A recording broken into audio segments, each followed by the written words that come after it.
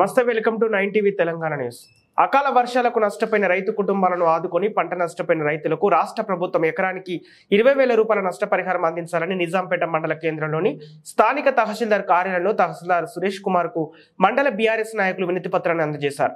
ఈ సందర్భంగా ఎంపీపీ సిద్ధరాములు, ఎంపీటీసీలపురం అధ్యక్షుడు బాలరెడ్డిలు మాట్లాడుతూ అకాల వర్షానికి నష్టపోయిన రైతు కుటుంబాలను ఆదుకోవాలని రాష్ట్ర ప్రభుత్వానికి డిమాండ్ చేస్తామన్నారు. బీఆర్ఎస్ పార్టీ హయాంలో రైతుల కుటుంబాలకు అండగా నిలిచామన్నారు. కాంగ్రెస్ ప్రభుత్వం అధికారంలోకి రాగానే 100 రోజుల్లో రైతు రుణమాఫీ చేస్తామని చెప్పి నేటికి అమలు చేయకపోవడం సిగ్గుచేటన్నారు.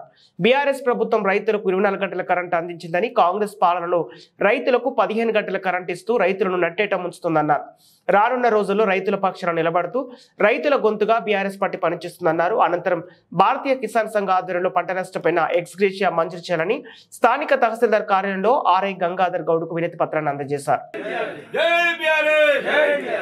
జై తెలంగాణ, కేసీఆర్ గారి నాయకత్వం, కేసీఆర్ గారి నాయకత్వం, పద్మక్క నాయకత్వం.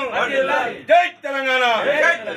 రైతులను వెంటనే ఆదుకోవాలి, రైతులను వెంటనే ఆదుకోవాలి.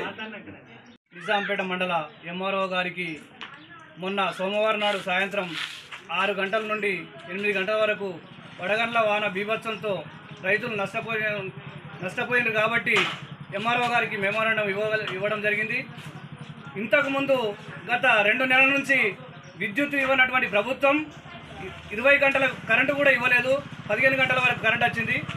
ఆ తరుణంలో వారు అట్లా ఎండిపోయి పంటలు నష్టపోతుంటే ప్రభుత్వం నిమ్మకు నీరెట్టినట్టుగా ఉన్నది. కావున ఈ సోమవారం రోజున వడగండ్ల వర్షానికి రైతులు చాలా నష్టపోయినారు కాబట్టి ప్రభుత్వం వారికి నష్టపరిహారంగా 20,000 ఎకరానికి ఇవ్వాలని ప్రభుత్వాన్ని డిమాండ్ చేస్తూ ఉన్నాం.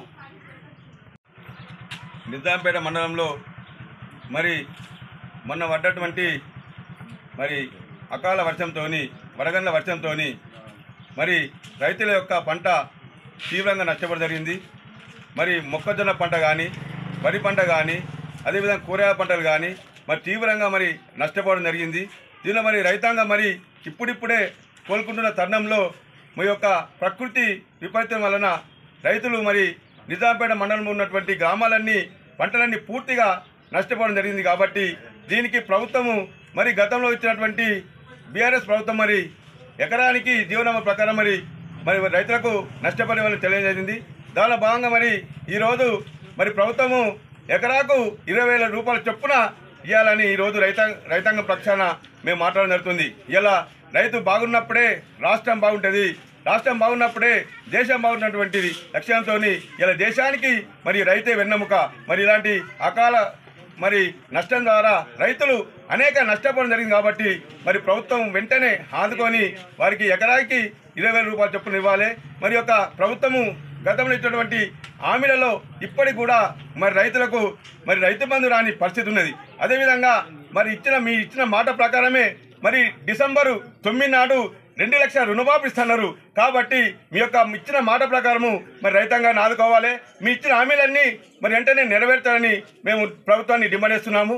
మరి ఖచ్చితంగా మేము ప్రజాక్షేత్రంలో రైతాంగ పక్షాన 24 గంటలు మరి పనిచేస్తామని చేస్తున్నాము.